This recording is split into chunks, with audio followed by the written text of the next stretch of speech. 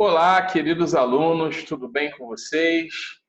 Estamos aqui para dar sequência aos nossos estudos e começaremos com uma aula diferente. Nós falaremos do assunto de rotina de compras. Então, teremos aí um compilado aí de 4 videoaulas dessa disciplina, tá? Vamos falar de rotina de compras, uma das áreas dentro da administração bem ligada à questão não só administrativa, mas logística da empresa, de suma importância para qualquer negócio. Você saber comprar bem, isso é um diferencial e tanto para muitos negócios, no que diz respeito a enxugar custos, a poder ter vantagem competitiva no mercado. Nós estaremos estudando tudo isso, tá? Então, vou compartilhar a tela aqui com vocês, tá? Para a gente começar a interagir sobre esse assunto, ok? Então, vou ajustar aqui, você consegue me ver já no cantinho da tela aqui. Você que é novo, pegando o mapa comigo pela primeira vez, tá? Então, tá aí meu contato, meu nome, professor Fábio Fernandes, meu e-mail, tá? Então, tá totalmente disponível para você tirar dúvidas, meu WhatsApp também, ok? E vamos embora, vamos falar de rotina de compras e gestão de estoques, tá? Então, essa disciplina, como eu falei, ela é de suma e vital importância para qualquer empresa que queira ser bem-sucedida em seus negócios, ok? Então, vamos falar um pouco sobre os objetivos do departamento de compras de uma empresa, tá? Ah, professor, a empresa que eu trabalho não tem esse departamento de compras, é uma empresa pequena, familiar, então tudo que a gente precisa comprar ou negociar com fornecedores. Então, além da atividade que eu faço, eu também faço esse tipo de trabalho. Realmente, temos muitas empresas por aí que não têm um departamento de compras oficializado ou estruturado, mas à medida que uma empresa ela vai crescendo, ela vai tomando uma dimensão de pequeno a médio e grande porte, ela precisa ter uma maior organização em relação a isso. Tá? E a gente vai estar vendo sobre isso ao longo dessa disciplina. Então, falando dos objetivos, tá?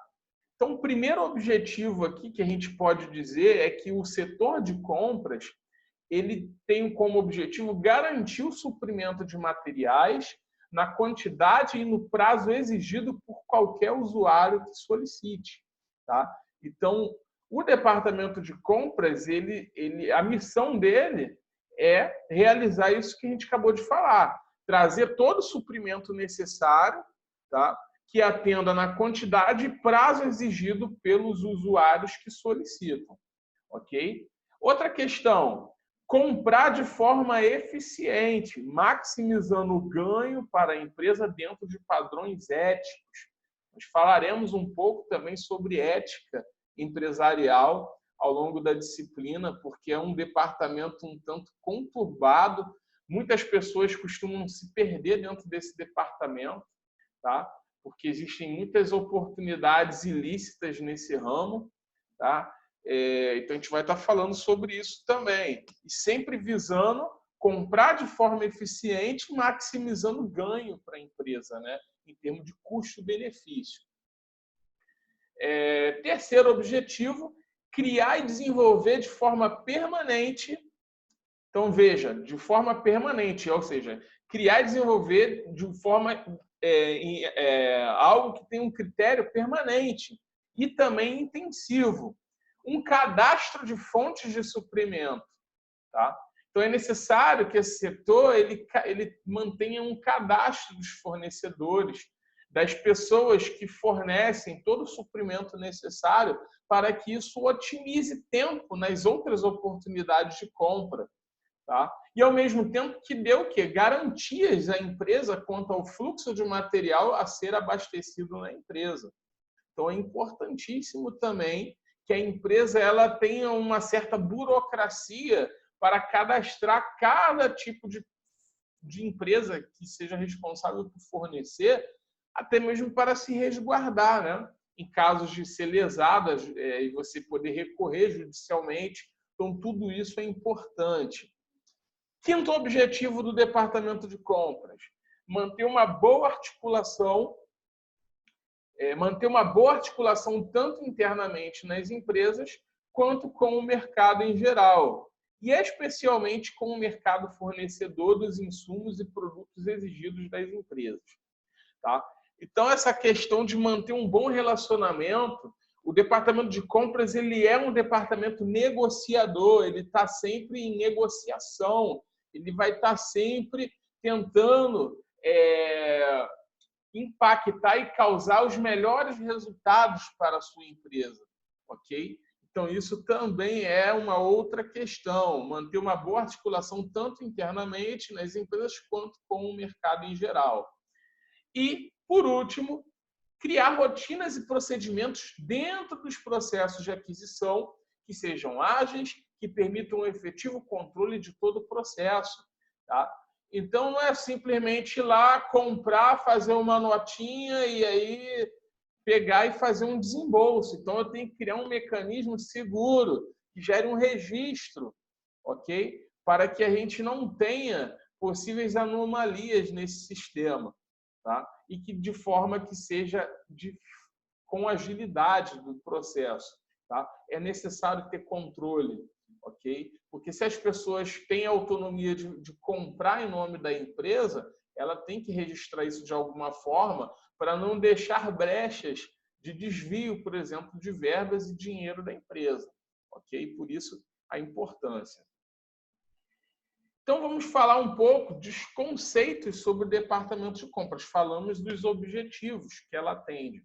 Então, o departamento de compras, nós podemos que a rotina de compras é a atividade organizacional que tem a finalidade de suprir necessidades de materiais ou serviços de forma a garantir a continuidade do processo sem interrupções indesejadas. Então, olha que importante essa fala, tá? Imagina uma fábrica que produz 100 mil peças por hora de um determinado produto. Tá? Imagina se a área de compras falha em comprar a matéria-prima desse produto. Olha só que problema. Tá? Porque o sentido dele não é esse. Porque ele está falando, esse departamento ele precisa garantir a continuidade do processo sem interrupções indesejadas. Imagina se uma hora a máquina é obrigada a parar porque está faltando matéria-prima, porque o departamento de compras atrasou o pedido, ou porque não fiscalizou o fornecedor responsável dessa matéria-prima, tá? Para se certificar que o produto estaria lá a tempo antes desse maquinário ter que parar. Tá? Então, a rotina de compras é muito importante em algumas situações e em algumas empresas.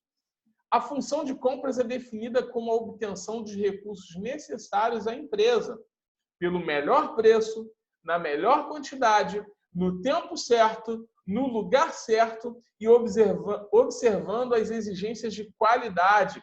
Então, nessa fala nós falamos aí de 5 variáveis importantes para o departamento de compras. Tá?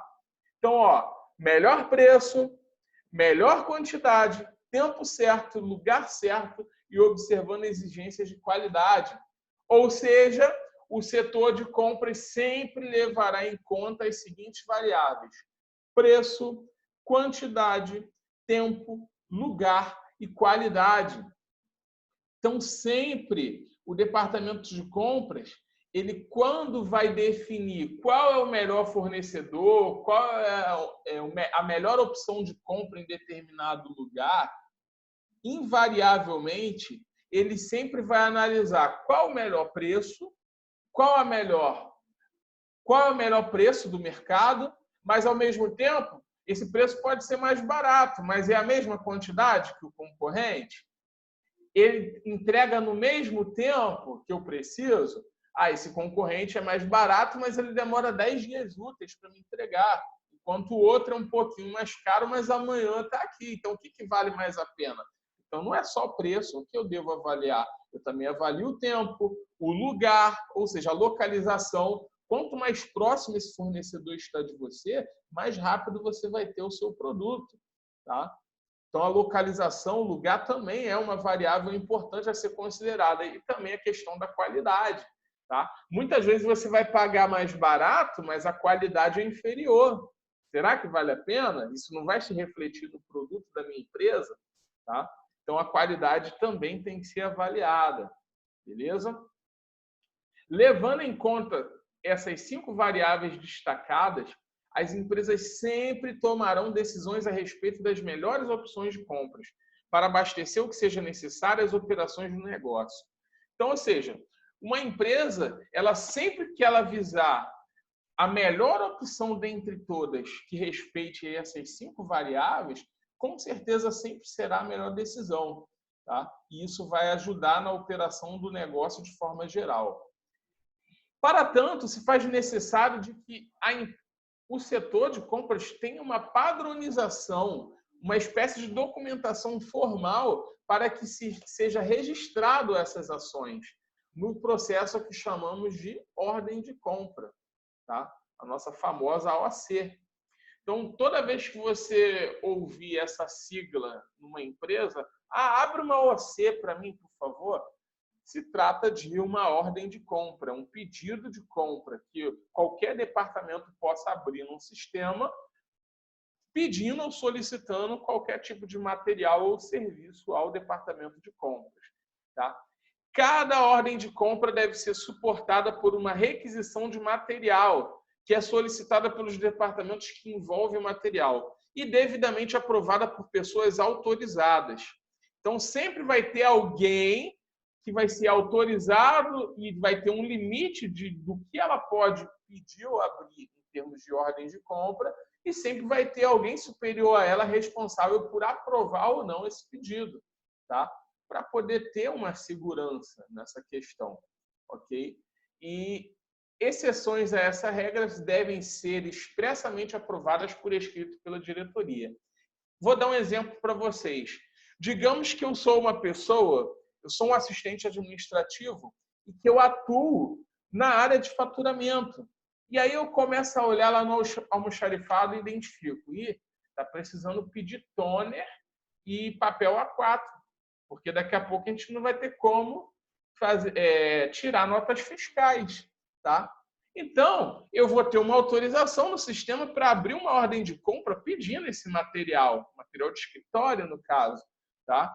E aí, dependendo da quantidade ou do material que eu vou estar pedindo, vai ter alguém que vai olhar esse pedido meu e vai dizer: ele pode pedir isso sim, está aprovado. E aí o departamento de compras segue. Mas aí vamos supor, eu na minha ordem de compras eu vou lá e peço um teclado novo para o meu computador porque está ruim. Tá? De repente, se o meu supervisor ele achar que não há necessidade disso, ele vai o quê? Ele vai travar o meu pedido de compra, ele vai pedir para mim alterar aquilo lá. Então, por isso vai ter essa questão de aprovação ou não da ordem de compras, tá?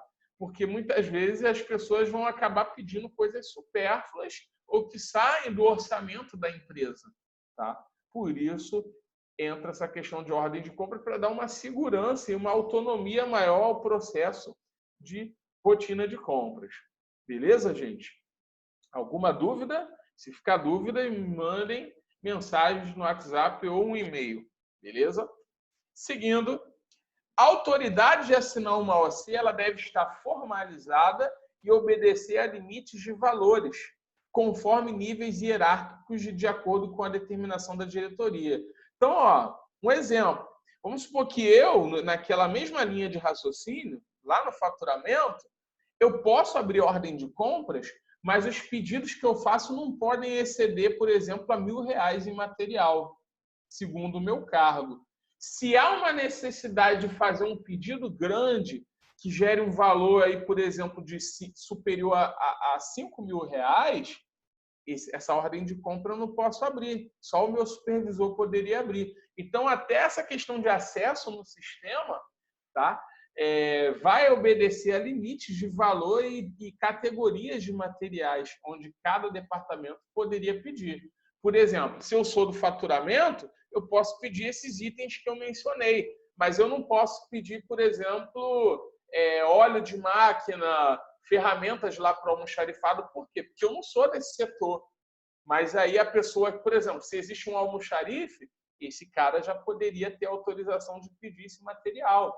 Tá? Então, a empresa ela vai definir regras para poder cada usuário ter um limite de valor e tipo de materiais a serem pedidos.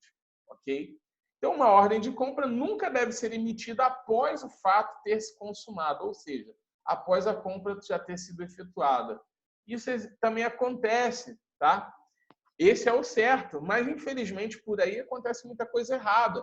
Por exemplo, você saiu na rua na hora do almoço e, caramba, lembrei que a impressora lá está sem toner. Vou comprar aqui, levo a notinha e depois eu abro a OC para poder me pegar um reembolso. Está errado, tá? Tem algumas empresas que até permitem. Você está na rua, você compra com o teu dinheiro, você pega o reembolso. Ok. Mas não existe essa questão de você comprar e depois abrir uma OC, depois de ter comprado. Tá? Então, não se pode comprar, consumar o fato da compra e depois abrir uma ordem de compra. É sempre o contrário. Eu abro a ordem de compra para que o departamento de compras faça a compra. Ok? Beleza. E aí, gente, seguindo aqui, outro princípio muito importante a ser respeitado é que sempre deve haver, no mínimo, 3 cotações diferentes de fornecedores para compras em que os valores e quantidades envolvidas sejam substanciais. Tá? A coleta de novas cotações de preços de itens de compra contínua deve ser efetuada de acordo com a periodicidade estabelecida pela diretoria da área. Então, isso também é fundamental. Tá? Aquelas compras que não são rotineiras, de fornecedores que não estão cadastrados ou que não são fornecedores de contratos de uma empresa, ou seja, é uma compra que eu vou fazer hoje, eu vou precisar comprar isso só daqui a 2 anos. Então, eu tenho sempre que fazer uma cotação de mercado. Mas, professor, o que é cotação? Tá? Eu já ouvi essa palavra várias vezes, mas eu não sei o que é cotação. Cotação, gente, é o processo, como está dizendo aqui, ó, em destaque, é o processo de realizar o orçamento em cada fornecedor. Então, toda vez que você vai lá num fornecedor A, B ou C, tentando verificar qual é o preço de um determinado material junto à quantidade, junto à qualidade desse produto, o tempo de entrega, o prazo de pagamento, todas essas informações do orçamento é o que a gente chama de cotação. Tá? Então, só que a cotação é o processo de você fazer o orçamento em cada um e fazer o quê? Uma comparação depois. Quanto que é o custo-benefício do fornecedor A, no fornecedor B e no fornecedor C. Tá? Então, a cotação, professor, é sempre 3? É no mínimo 3. Mas se a empresa tem tempo e disponibilidade para tentar a melhor opção, ela vai cotar com quantos fornecedores forem necessários. Ok? Então, é muito importante isso. Tá? E tem que ter no mínimo 3 para poder deixar registrado que você tomou a melhor decisão ali. Tá? Dentre as 3 opções disponíveis no mercado, foi feita uma escolha a mais adequada para a empresa. Tá? Isso é até uma alternativa que vai resguardar o próprio profissional da área de compras, o comprador. Ok? Porque o comprador, como eu disse, ele é muito visado. Muitas vezes ele recebe até oportunidades dos próprios fornecedores para poder serem escolhidos de propina, de desvio de dinheiro. Escolhe sempre a minha empresa, firma o contrato com a minha empresa, porque aí eu deposito parte do valor que a empresa comprar com a gente para você. Tá? Então, existe isso, infelizmente, em muitos lugares. Tá? Seguindo, principais atribuições e competências que são desenvolvidas por esse setor. Então, olha o que o comprador ele precisa fazer. Ele precisa sempre negociar com fornecedores operações de contas a pagar, observando taxas, prazos, processos. Então, o cara que compra, ele tem que sempre tentar a melhor opção, até mesmo em termos financeiros. Tá? Então, quanto que você vai me cobrar? Qual o desconto que você me oferece? Qual é a taxa de juros que eu vou pagar se eu parcelar? Tá? Qual o prazo que você pode me dar para pagar isso? Quais os processos que vai envolver esse trâmite de negociação entre a gente? Então, tudo isso o comprador ele é responsável. Outra questão é que ele também vai atuar em processos licitatórios de compras. Esse assunto a gente vai estudar com profundidade na 4ª videoaula, tá? Somente sobre processo licitatório de compras. O que é o processo licitatório? Licitação, gente, é quando você atua em compras públicas, quando a sua empresa atende, por exemplo, órgãos governamentais. Mas eu não vou explicar isso nessa aula porque é um assunto bem grande, tá? Só estou adiantando que o processo licitatório é quando envolve empresas governamentais, empresas estatais, empresas do governo, empresas municipais, estaduais, da União. A gente vai estar falando sobre isso na 4ª videoaula. Pesquisar a situação legal dos fornecedores e executar cadastro. Olha também que interessante. Tá? O comprador ele não tem que só comprar daquela empresa A, B ou C porque ela é a melhor opção. Eu preciso pesquisar se essa empresa ela é regularizada, se ela está fazendo tudo certinho conforme a lei. Por quê? Porque eu posso responder por crime de coparticipação solidária. Olha que interessante. Às vezes, por eu estar com um contrato com uma empresa que só nega impostos, eu posso acabar entrando num processo, tá? Junto ao Estado de bobeira, por não ter pesquisado isso. Então, pesquisar a situação legal dos fornecedores para executar o cadastro dessa empresa, se ela vai ter um contrato de fornecimento junto ao meu negócio, isso é de vital importância, ok? Isso é muito importante. Executar cotações de preço e processo de compra. Então, isso também é uma responsabilidade do setor, tá? Cotar preços no processo de compras. Olha que mais. Ele também é responsável por registrar, controlar entradas e saídas de materiais de almoxarifado e do estoque de matéria-prima, produtos utilizando procedimento manual ou informatizado, tá? Então, ele também é responsável por acompanhar esse fluxo de estoque, de entrada e saída. Ele está de olho nessa questão também. Ele atua nessa área de suprimentos. Realizar a compra de material e efetuar a conferência do material entregue. Muitas vezes, o comprador ele também vai ser responsável para poder se certificar no ato do recebimento que a compra bateu com o que foi pedido pelo fornecedor, tá? Então, fazer conferência de material entregue, às vezes, também é uma função do departamento de compras. E auxiliar na tomada de decisões relacionadas a prazos, financiamentos a partir da consolidação de dados e pesquisas sobre índices econômico-financeiros.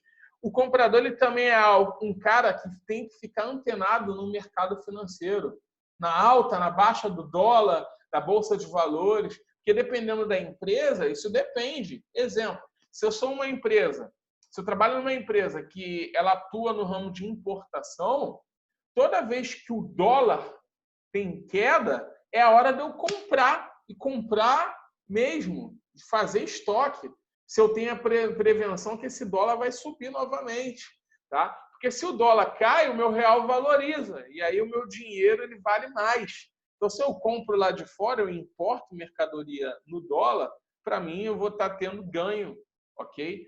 E se eu não faço isso, o dólar sobe e eu preciso comprar justamente quando o dólar está mais caro, eu estou em desvantagem. Então, isso também é importantíssimo.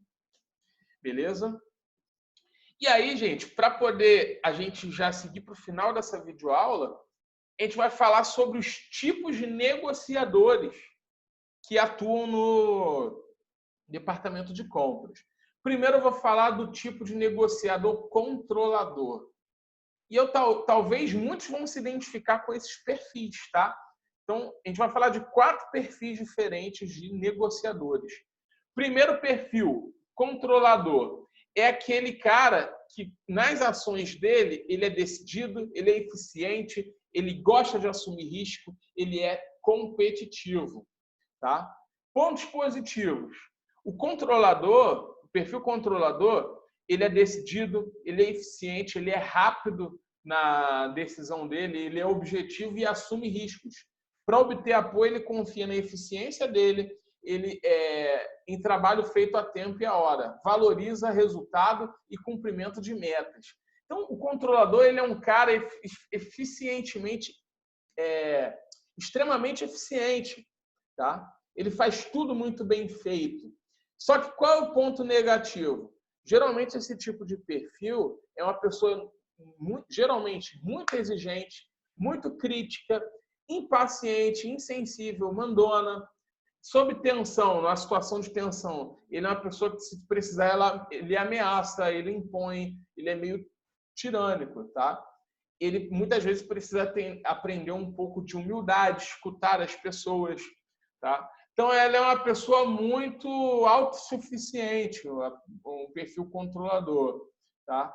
Então, não sei se você se identifica um pouco com esse perfil na sua vida, tá? Mas, de certa forma, você tem um pouco desse perfil de controlador, uma pessoa que assume controle, que não espera ninguém mandar, que é decidida, tem muitos pontos positivos em relação a atuar na área de compras, por ser uma pessoa desse sentido.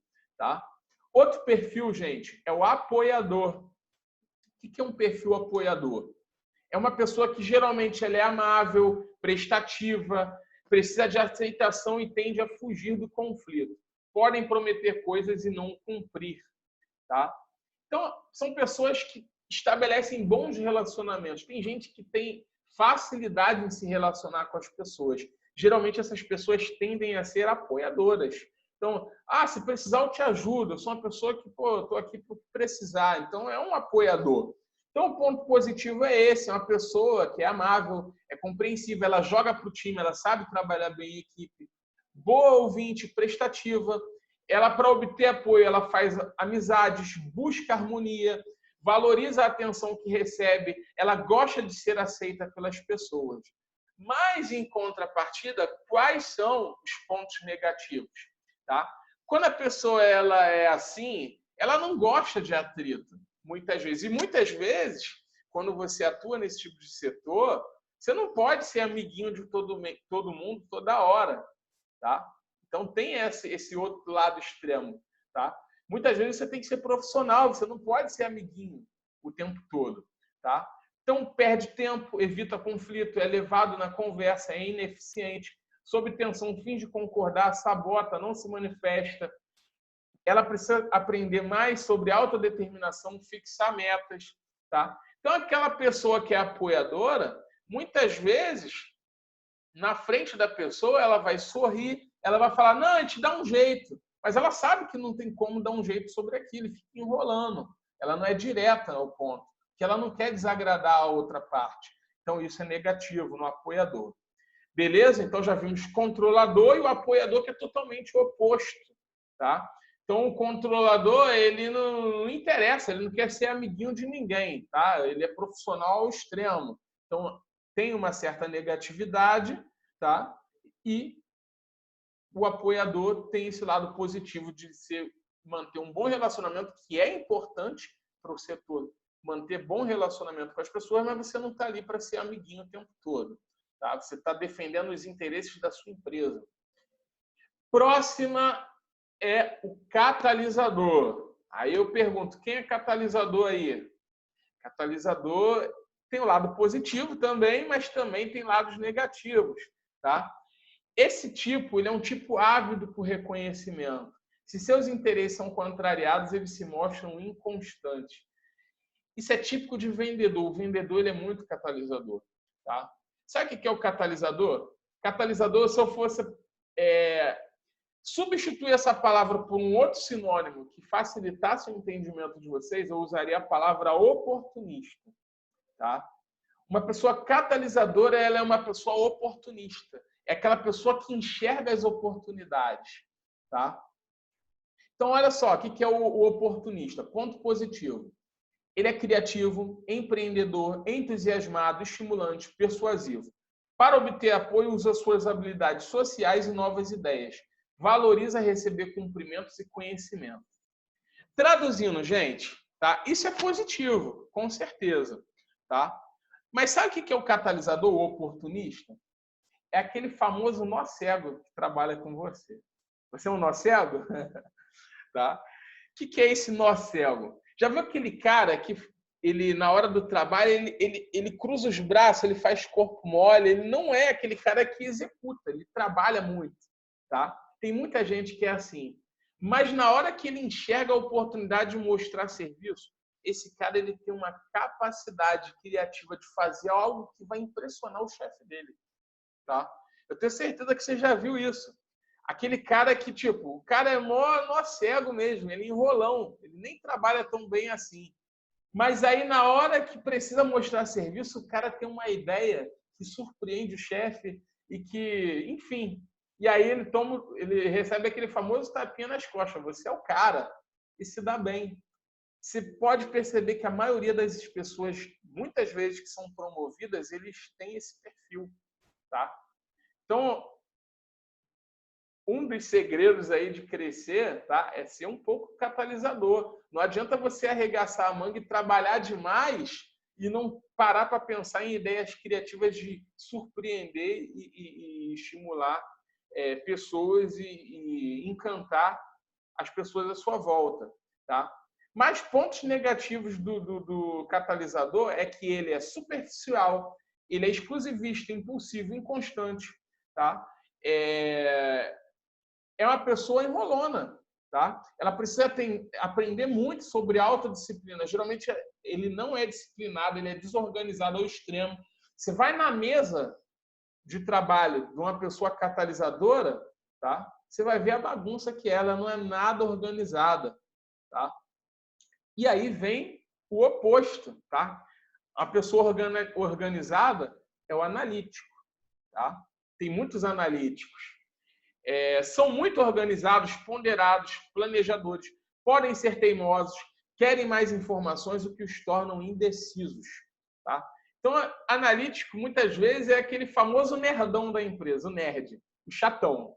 Tá? Mas você vê que o cara, tudo que ele faz muito bem feito, porque ele tem esse perfil analítico. Tá? Ele é detalhista. Então, já viu aquela pessoa perfeccionista? É o analítico. Então, claro, gente, tudo tem pontos positivos e negativos. Olha o positivo do analítico. Ele é sério. Então, se você é chefe de um funcionário analítico, se você tem alguma tarefa difícil, dê para o analítico, porque esse cara ele vai pegar essa tarefa e ele vai fazer da melhor forma possível. Tá? Agora, se você quer algo criativo, vai em busca do catalisador, que esse cara ele é fera para sacar ideias boas. Tá? Positivo, sério, organizado, paciente, cuidadoso, controlado. Para obter apoio, mantém-se a par do que acontece, conhece o trabalho e se especializa. Valoriza a segurança e maior garantia. E negativo no analítico é que ele geralmente é indeciso, meticuloso, teimoso, perfeccionista. Tá? Perfeccionista é claro, uma qualidade, mas muitas vezes pode se tornar um defeito também. Tá? Porque quando a pessoa é perfeccionista demais, ela tende a atrasar o processo de trabalho também. Tá? Então, isso também não é interessante. Sob tensão, geralmente o analítico ele se cala, ele se retira, ele evita conflito. O que ele precisa aprender é ser uma pessoa que tome decisões mais rápidas e arrisque mais. Tá? O analítico ele o tempo todo preza pela segurança. Tá? Quando, por exemplo, exige uma necessidade de mudança na empresa, esse cara ele bate o pé, ele é resistente à mudança. Então, isso é complicado. Tá? Então, gente, eu faço uma pergunta para vocês. Qual perfil você se identificou? Qual perfil você acha que é o ideal para trabalhar no departamento de compras? E qual perfil você acha que é o ideal para trabalhar no mundo corporativo? E aí, pensa na resposta. Tá bom, passou o tempo aqui, tá? Sabe qual é a resposta? Se você respondeu qualquer um desses, você está errado. Porque a resposta certa é o equilíbrio entre tudo. Você precisa ser um pouco de cada um. Você precisa buscar um pouco de ser analítico no sentido de ser mais organizado nas suas ações. Você precisa buscar um pouco do catalisador em ser mais oportunista enxergar mais as oportunidades, ser mais criativo.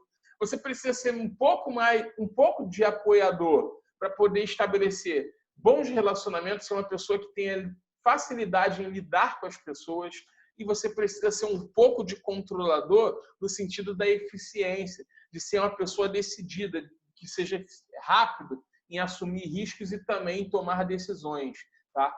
Essa seria a questão, tá? Então, a característica de um profissional do setor de compras, ele une tudo isso, tá? O negociador, ele tem que ser eficaz ao ponto de desenvolver características como a criatividade, a determinação, empatia, observação, otimismo, perseverança, planejamento, comunicação, dinamismo, flexibilidade, organização, conhecimento cultural e intuição. Olha quanta coisa interessante que deve se reunir dentro desses 4 perfis para se atuar no setor de compras, né? E é isso. E para finalizar, a gente vai falar sobre o papel que é exercido no centro de compras, tá? Então, toda a atividade, a operação de compras, ele vai definir diversos papéis no processo, tá?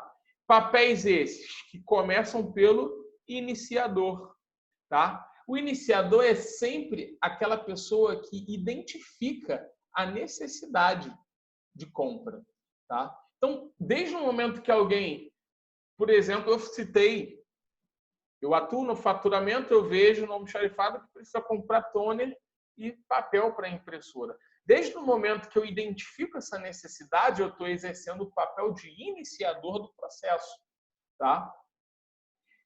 E aí temos o usuário. Digamos que eu fosse o almoxarife, então, que identificasse essa necessidade, tá? E o usuário seria o assistente administrativo do faturamento, tá?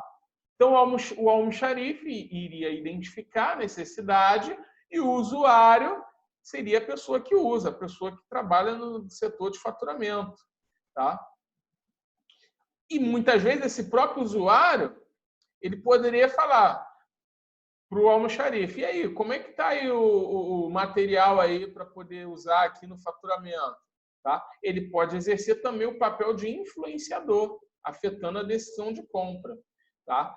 Desde o momento que a gente faz isso, tá? O próprio iniciador, ou o usuário, ou o influenciador, eles iriam abrir uma ordem de compra, uma OC, tá?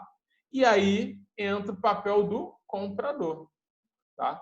O comprador, que atua no setor de compras, ele tem a responsabilidade de selecionar o fornecedor e negociar a melhor condição, tá? Só que muitas vezes, antes dele poder prosseguir, muitas vezes esse processo de compra vai passar pelo decisor. Exemplo: se eu vou fazer esse pedido, tá? É um pedido que supera R$5.000, tá? Então, para ser aprovado, de repente o supervisor administrativo teria que ir lá dar um ok e aprovar a compra, tá? Então, o decisor é a pessoa que tem o conhecimento ou o poder para fazer ou aprovar a seleção de uma ordem de compras, tá? E muitos setores que têm departamento de compras, muitas vezes tem uma pessoa no processo que é o guardião, que vai controlar o fluxo das informações, tá? Então, a pessoa responsável por controlar o fluxo de informações é o guardião, tá? E aí a gente tem até alguns exemplos aqui, tá? Então, um exemplo de iniciador, influenciador, decisor e comprador e usuário, tá? Então, o iniciador é sempre a primeira pessoa que sugere a ideia de comprar o produto. Influenciador, pessoa que o ponto de vista ou sugestão influencia a decisão. Decisor. Então, ó, vamos lá. Vamos dar um outro exemplo aqui, ó, seguindo isso aqui. Exemplo. Vamos supor que o ramo de construção civil, tá, tem uma obra acontecendo, tá? E aí, o engenheiro, tá? O engenheiro, ele faz esse papel de influenciador, tá? Ele pega e desenha uma modificação estrutural lá na obra, tá? Então, isso vai gerar necessidade de comprar. E aí, quando ele entrega, o engenheiro entrega esse projeto para o mestre de obras, ele vai ser o iniciador, porque ele vai identificar a necessidade de pedir esse material.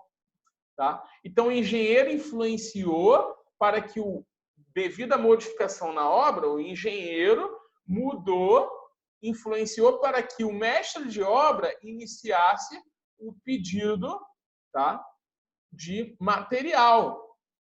Só que aí, vamos supor que esse mestre de obras, ele responde, tá, para alguém superior a ele, digamos lá, um outro engenheiro, tá?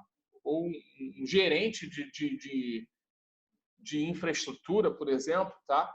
Quando ele olha lá o valor do orçamento do gasto desse projeto, ele vai, por exemplo, autorizar ou não a compra.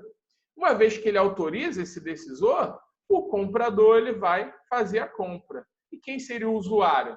De repente, o pedreiro ou as pessoas que trabalham nessa obra. Tá? Então, aí um exemplo de cada pessoa envolvida nesse papel de compras. Tá? Aqui também um outro exemplo. Tá? Vocês podem estar vendo no material de vocês. Tá? Então, pessoal, é isso. Tá? Terminamos essa primeira videoaula de rotina de compras, ok? E teremos aí uma atividade para vocês. Vocês façam a atividade de acordo com tudo que falamos aqui, tá? Um grande abraço e até a próxima videoaula. Fiquem com Deus.